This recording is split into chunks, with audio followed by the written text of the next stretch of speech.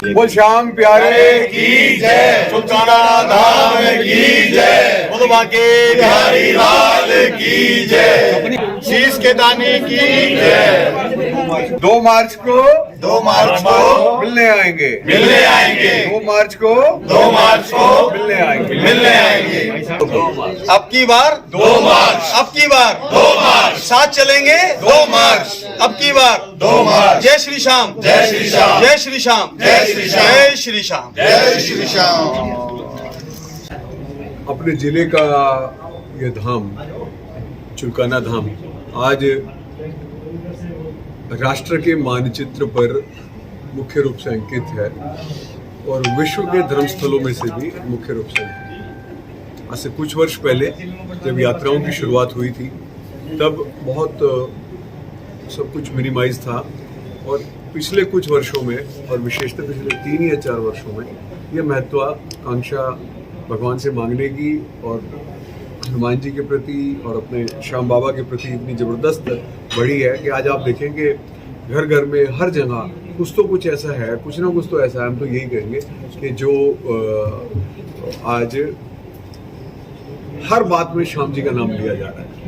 अभी मैं आपसे शेयर करना चाहूँगा कि अभी कल परसों एक मेरे पास वो PDF डिज़ाइन आया है कि मैं इसमें जगराते के डिज़ाइन है। मैंने बोला भी सभी तरह के जगरातों के डिज़ाइन हो गए, तो आधे से ज़्यादा डिज़ाइन मैक्सिमम जो थे श्याम बाबा के थे। इसका मतलब पूरे देश के अंदर ही श्याम बाबा के जागरण, श्याम बाबा की भक्ति और ये सब कुछ चल रहा है। ये एक बहुत बड़ी बात हो रही है देश में और उसी श्रृंखला में मुझे लगता है कि हवा में ही कुछ ऐसी सुगंध है, हवा में ही कुछ बाबा की ऐसी भक्ति है, हवा में ही कुछ ऐसा है कि जो श्याम बाबा के नाम है। वृंदावन ट्रस्ट पानीपत में अब से ये 11वीं यात्रा हम निकालने जा रहे हैं, आपने देखा ही है। और इन वर्षों में हमारे जो सभी ट्रस्टी हैं, हमारे अध्यक्ष राकेश जी, महामंत्री हमारे हरीश जी हैं, मेरे साथी पुनीत जी, सभी मेरे साथी यहाँ पर बैठे हैं। सभी का नाम लेना अभी एकदम संभव नहीं है, समय कम है अपने पास। तो एक टीम की एक ज़ील है, एक टीम को एक आत्मविश्वास है, एक टीम का ऐसा सोच है कि ना जो भी काम किया जाए वो केवल दिखावे के लिए ना किया जाए, करा जाए तो बड़े स्वरूप में काम किया जाए। आप देखें कि अभी जितनी भी कोशिशें होती हैं, अच्छी बात है, अच्छे काम के लिए कोशिश हो रही है, बहुत अच्छे काम के लिए कोशिश हो रही है, लेकिन ये परिकल्पना करना कि भाई मैं 10,000 आदमी ले जाऊंगा, मैं 20,000 आदमी ले जाऊंगा।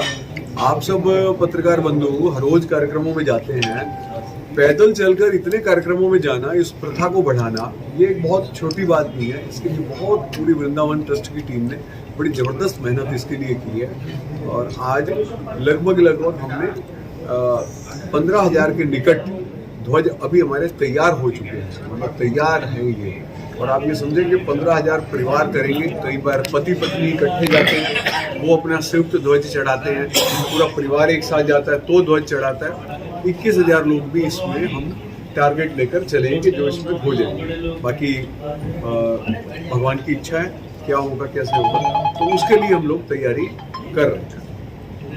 और ये एक बहुत बड़ा अवसर है पानीपत का कि जब 21,000 आदमी एक साथ पैदल चलेगा। और इस बार जो है एक बहुत अच्छी बातें कुछ हैं, विशेषतः हर बार प्रेस कॉन्फ्रेंस में रहता है और मेरे साथी पुनीत जी तो हमेशा कहते हैं कुछ खास क्या है, कुछ खास क्या है। तो इस बार दांडी यात्रा जैसे गांधी जी ने निकाली थी और लोग उसमें जुड़ते चले गए साबरमती आश्रम तक, ऐसे हमने चुलकाना को एक मुख्य रखे। साथ में उप यात्राएं बहुत हमसे जुड़ेंगी, जैसे ट्रालियों में गाँव के साथी आए, परिवार आए, कीर्तन मंडली आई, वो बस हमसे जुड़ती चली जाएंगी, गांव दर गांव, स्टॉप दर स्टॉप, जिसको जहां स्थान मिलेगा, क्योंकि अलग अलग क्षेत्रों में हमने इसके लिए काम किया। तो ये एक बहुत बड़ी बात है कि इस प्रकार की उप यात्राएं हमारे साथ इस यात्रा में जुड़ती चली जाएंगी और ये एक बड़ी यात्रा का रूप अंततः लेगा।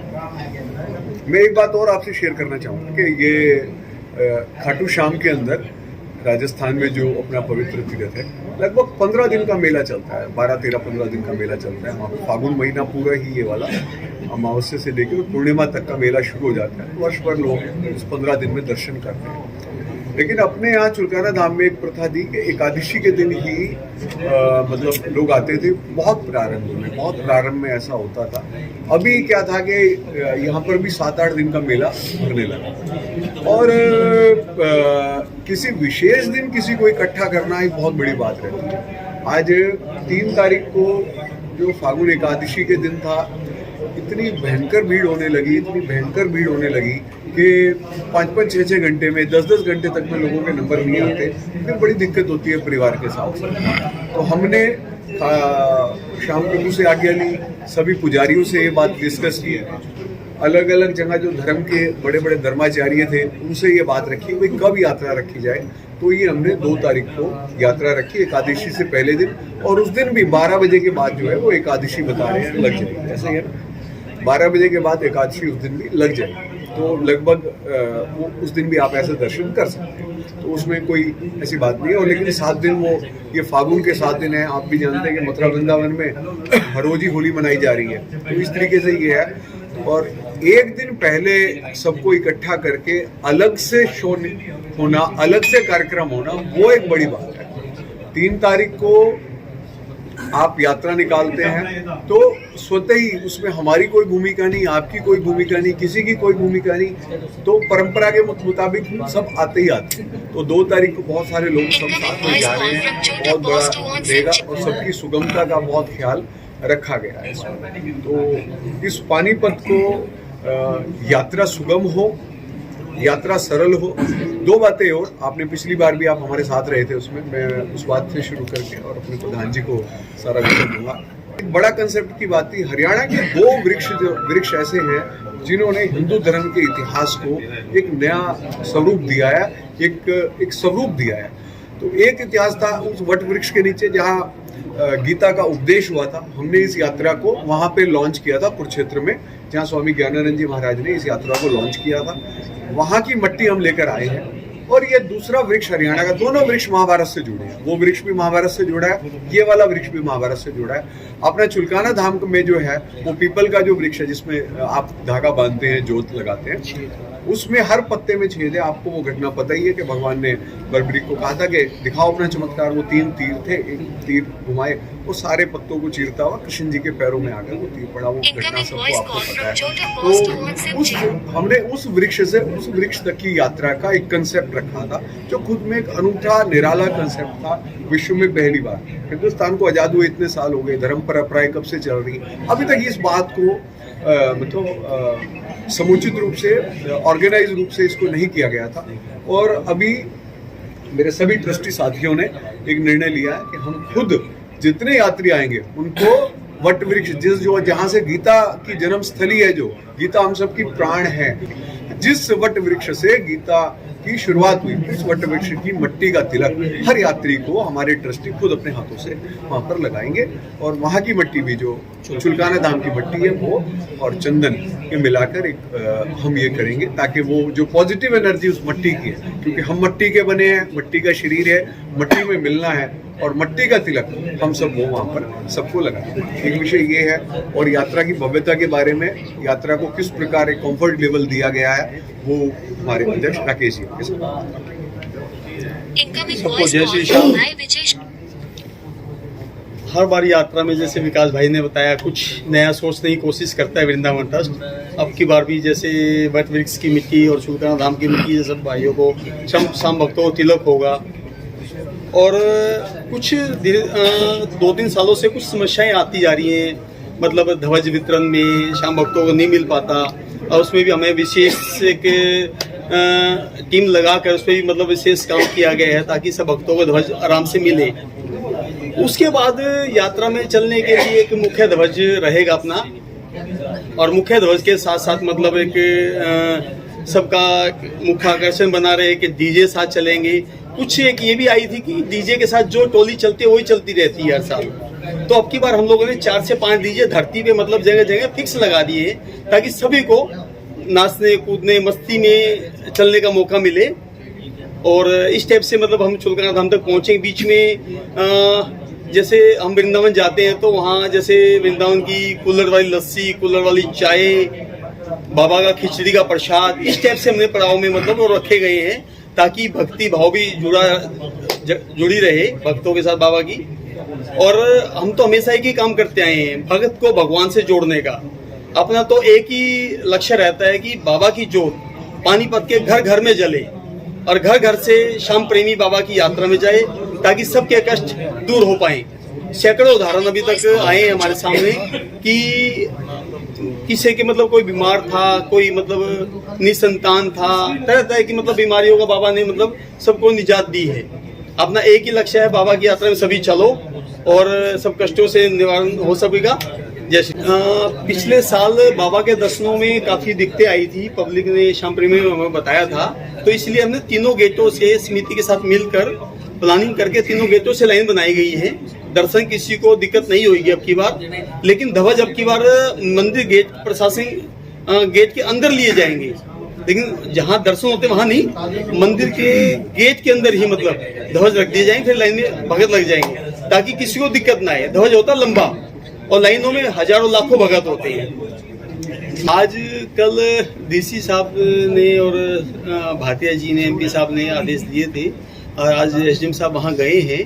काफी हद तक जितना सुधार हो पाएगा उसको समतल करने पे लगे हुए हैं वहाँ पे, ताकि भक्तों को परेशानी ना आए। 5-6 दिन से प्रोसेस चल रहा है।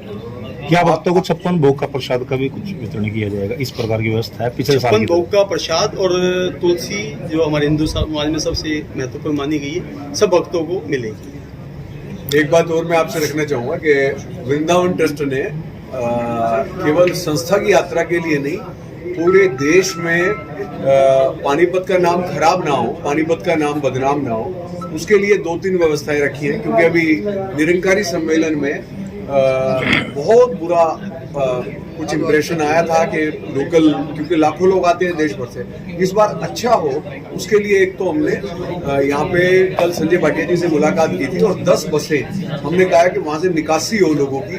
10 बसें सरकारी बसें चुलकाना धाम से पानीपत और हाईवे पे चले, नंबर 1 बात।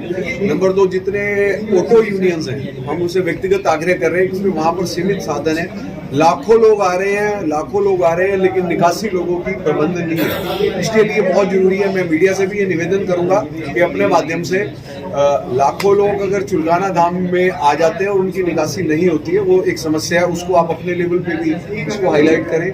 थर्ड वन ये है कि हमने वहाँ के जो अनऑर्गेनाइज सेक्टर का ट्रांसपोर्टेशन सिस्टम था उसको कहा कि आप अपने रेट डिसाइड करके जो नए रूट्स हैं उनको आप तय करें, उन नए रूट से जाएं। मैं विशेषतः आपके चैनल के माध्यम से सभी जनता से भी निवेदन करना चाहूंगा हाथ जोड़ के कि पहली बार भयंकर जाम लगा था। इस बार आप मुख्य रास्ता जो रेलवे स्टेशन का बराबर का रास्ता उसका इस्तेमाल ना करें जाने में। चुलकाना को लगभग 4-5 रास्ते और हैं, आप उनका इस्तेमाल करें, अपनी गाड़ी को थोड़ा दूर खड़ा करें। पैदल जाने का वहाँ महत्व है, 500 मीटर 1 किलोमीटर कुछ तो आप पैदल चलें और यात्रा तक पहुंचे, एक बात। दूसरी, हम वृंदावन ट्रस्ट की ओर से कुछ खास करते हैं। पिछले वर्ष हमने हनुमान जी के और सारे भगवान जो अपने अंदर हैं उनके चांदी के मुकुट हमने समर्पित किए थे। इस वर्ष हमारी टीम ने निर्णय लिया है, सारे मेरे साथी बैठे हैं ट्रस्टी, कि हम जो है चवर, भगवान का जो चवर रहता है झुलाने का, वो हम चवर जो है ठाकुर जी को हम समर्पित करेंगे। तो जो हमारे साथ यात्री रहेंगे उनको भी उन चवर को छूने का मौका मिलेगा, ताकि वो वहाँ पे हम चवर वहाँ पर चढ़ा पाए। विकास जी, समय क्या रहेगा और कहाँ से ये यात्रा शुरू करेंगे आप? 5 बजे सवेरे यात्रा चलने का समय है। 4 बजे हमने सभी श्याम प्रेमियों को आने का निमंत्रण दिया है। सभी लोग 5-5:45 लगभग इकट्ठे हो जाएंगे, फिर मिलजुल कर यात्रा निकाली जाएगी। आपसे एक गुजारिश हो रहा है, जैसे चुलकाना धाम बाबा के शाम के यहाँ जाने के काफी रास्ते हैं। जो स्टेशन से जाता है सीधा उस पे ना जाए, जो गाड़ियां लेके आते हैं उस पे ना जाए। उससे आगे एक नेस्ले रोड है, एक पट्टी कल्याणा रोड है, जो सीधा बाबा के दरबार तक पहुंचते हैं। गाड़ी वाले वहां से जाएं, ताकि ये रोड भक्तों जो पैदल चल रहे हैं उनको तकलीफ ना हो। एक रास्ते में पुल का निर्माण हो रहा है, माजरी रोड है वो, उससे हमारी बात हुई थी, वो कह तो रहे हैं हमें एक तारीख को खोल देंगे, लेकिन उस पर कंफर्म नहीं कहा जा सकता। नेस्ले रोड और पट्टी कल्याणा रोड बिल्कुल साफ है, वहां से 4 व्हीलर या मतलब 4 व्हीलर अपना बहुत आराम से जा सकता है। आपसे मेरा निवेदन है उन्हें कि आप अपने मीडिया के माध्यम से, अपने चैनल्स के माध्यम से थोड़ा सा इस बात की जागरूकता फैलाएं कि हम वहाँ पे 8-10 लाख आदमी आना है, और ये जो 8-10 लाख आदमी अगर 5-4-10 सालों में आता तो शायद व्यवस्थाएं डेवलप हो जाती, लेकिन अभी ये बहुत जल्दी का मामला हुआ है सारा। तो आप सब लोग थोड़ी इसमें जागरूकता फैलाएं, जागरूकता बढ़ाएं, और सब लोगों से मेरा निवेदन है कि इस बार बहुत समय है दर्शन का, इन 7 दिनों में कभी भी आप वहाँ पर, अभी मंदिर के दरबार खुल चुके हैं, आप कभी भी जाएं, पूरा नगर वहाँ पर जा रहा है, तो आपसे निवेदन है कि वो करें आप, और बच्चों का विशेषतः ख्याल रखें, और भगवान जी को एक अपना जो ध्वज अर्पित करना है बड़ी भावना के साथ ये करें। हमारी यात्रा में कंफर्ट लेवल का बहुत ध्यान रखा गया है। प्रधान जी ने बताया पूरे भारत की, जो उत्तर भारत के और दक्षिण भारत के खान पान की विशेष चीजें हैं वो हमने इसमें समाहित की हैं कि कंफर्ट लेवल बने। जैसे मथुरा में, वृंदावन में हमारे यहाँ तो जन्माष्टमी का व्रत रखा जाता है, वो व्रत नहीं रखते, वो कहते हैं भाई खाने पीने का दिन है और खूब मस्ती करो इस जन्माष्टमी के दिन।